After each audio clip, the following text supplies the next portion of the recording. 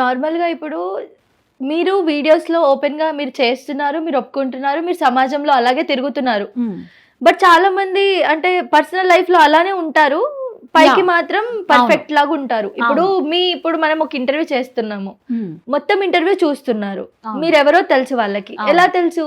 మీరు చేసిన bad videos చూసారు కాబట్టే. అవును. సో వాళ్ళు ఒక రకంగా బ్యాడే కదా! అవును. మరి అది అలా ఆలోచించకుండా వాళ్ళు మనకంత నెగెటివ్ కామెంట్స్ పెడుతున్నారు. మీరు చదివే ఉంటారు. అవును. సో ఆ నెగెటివ్ ఉచిత IVF IUI కన్సల్టేషన్, ఉచిత అల్ట్రాసౌండ్ స్కాన్. 49 అంటే సంతానం, 49 అంటే సంతోషం. కామెంట్స్ పెట్టే వాళ్ళకి ఏం చెప్తారు? నెగెటివ్ కామెంట్స్ పెట్టే వాళ్ళకి ఏం చెప్తానంటే, అదే నెగెటివ్ కామెంట్స్ ఎవరైతే పెడతారో వాళ్ళు నాతో సీక్రెట్‌గా ఫ్రెండ్‌షిప్ జేయడానికి రెడీ ఉంటారు. సీక్రెట్‌గా నాతో టైమ్ స్పెండ్ జేయాలని వాళ్ళకి ఉంటది ఇంట్రెస్ట్. ఓకే. అలా వాళ్ళు ఉంటారు. కానీ పైకి మాటలు ఇలా మాట్లాడతారు. బికాజ్ ఎందుకంటే ఒకసారి నాతోటి ఒక పేపర్ రన్ చేస్తారు ఒకాయన. మీడియా పర్సన్ పేపర్ రన్ చేస్తారు. అంటే వాళ్ళని ఏమంటారు, రిపోర్టర్ అంటారా? పేపర్ రన్ చేస్తారు ఆయన. ఓకే. ఆయనకి నేనంటే చాలా ఇష్టము, crush, whatever it may be. Okay. తప్పు పట్టలేము. ఎందుకంటే నా వీడియోస్ చూసినప్పటికీ ఆయనకి నా మీద ఇంట్రెస్ట్ అనిపించింది. ఓకే. ఆయన నాకు కలవాలని అనుకున్నారేమో. అయితే వేరే ఇంకో ఛానల్‌లో నేను మ్యారేజ్ అయిన కొత్తలో అప్పుడు మాతో పాటు గోవా వచ్చి అట్లా వాళ్ళు చాలా కవర్ చేశారు ఒక ఛానల్ వాళ్ళు. ఓకే. వాళ్ళ త్రూ చెప్తే అంటే వాళ్ళు నాకు చెప్పాము, ఇట్లా మేము ఒక న్యూస్ పేపర్ అండి, మీ ఓకే. ఇంటర్వ్యూ కావాలంటే నేను తొందరగా ఎవరిని కలవను.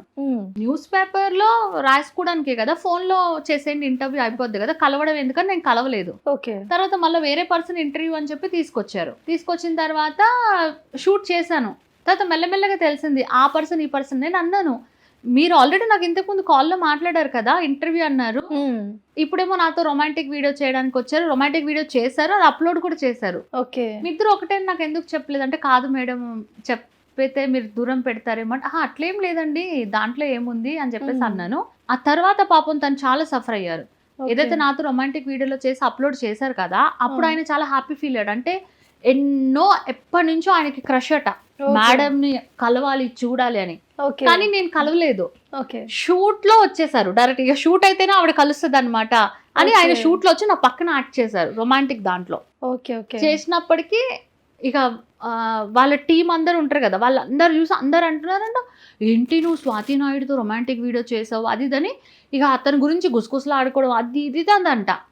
కొన్ని రోజులు పోయాక అందరూ వచ్చాడు, ఇక ఈయన ఇలాగే ఉన్నాడు. ఎస్ నేను చేశాను, తప్పేముంది, నాకు ఆవిడంటే ఇష్టం, నేను చేశాను, ఆవిడకి లేని బాధ నాకు లేని బాధ మీకేంటి, మా ఫ్యామిలీస్కి లేని బాధ అనేసి అన్నాడు ఆయన.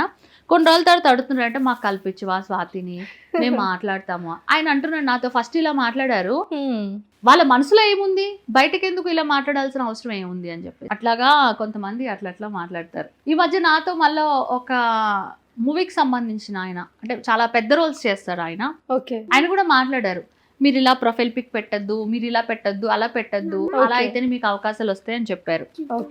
వద్దు సరే అన్నాను. లాస్ట్ లో అడుగుతున్నారు, మీరు కలుస్తారా అని. సో ఎవరైనా అంటే, నేను ఎవరిని తప్పని అనట్లేదు, అంటే నాలాగా ఓపెన్ గా మాట్లాడే ధైర్యం ఎవరికి ఉండదు అనుకుంటున్నాను నేను. అంతా సీక్రెట్ గానే అందరూ చేస్తారు, బట్ కొందరు కనిపిస్తారు అట్లా మీలాగా. మేబీ కాదు, అవును మీలాగా.